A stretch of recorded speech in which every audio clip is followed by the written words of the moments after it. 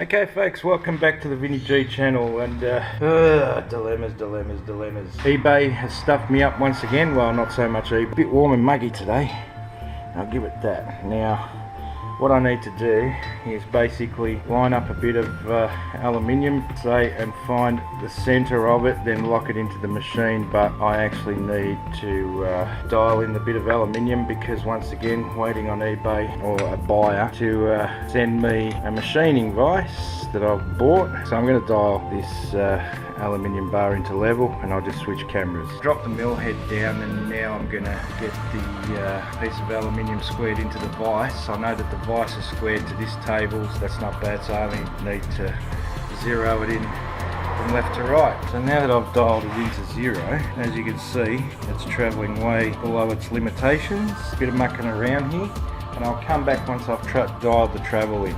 So I've dialed the rod in, everything's tightened up as much as I can, I guess. I'm pretty happy with that. Maybe a 1/100th of a mil, I should say. Very happy with that. Now, when you're doing it this way, you've got to take all the slack out of the machine. For example, your quill, you know, it can't be adjusted down a couple of mil or whatever. Just take everything back to their 0 point and adjust it on the main components of the machine, I guess you could say. Lock the entire machine off. You know, you've done your best you possibly can when zeroing in something like this. I should be using collets. I shouldn't be using the drill chuck. It is what it is at the moment. I haven't got all the parts and components needed to get what I want.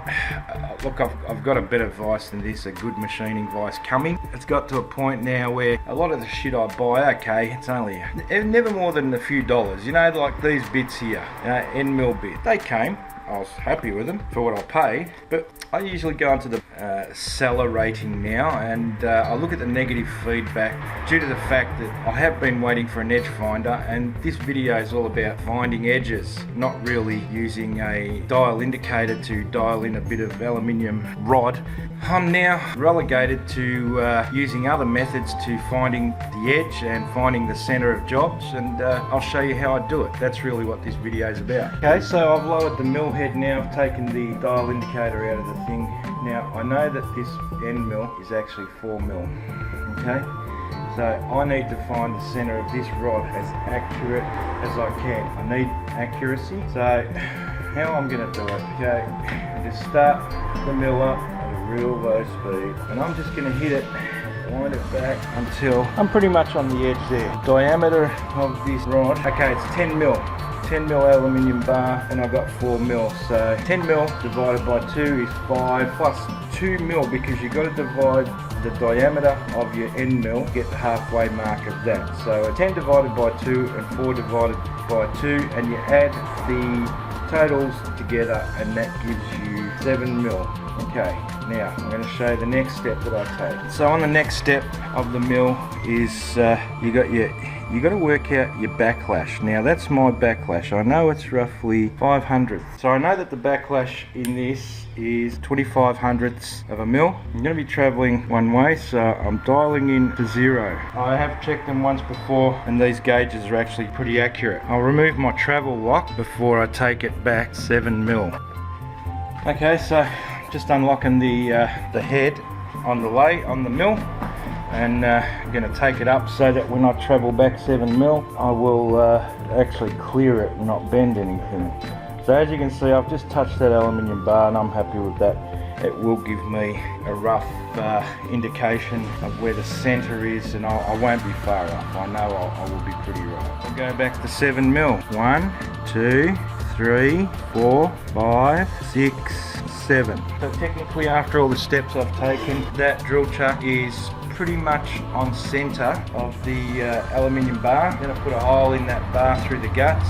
So I'm actually just going to drill it with the end mill in place, because that's a 4 mil hole. I'll take it up to about 600 RPM. So let's go. This is called peck drilling, a little bit at a time. Shouldn't really be doing it with a end mill, but hey, it is what it is. And then we're through. Okay, so there you go.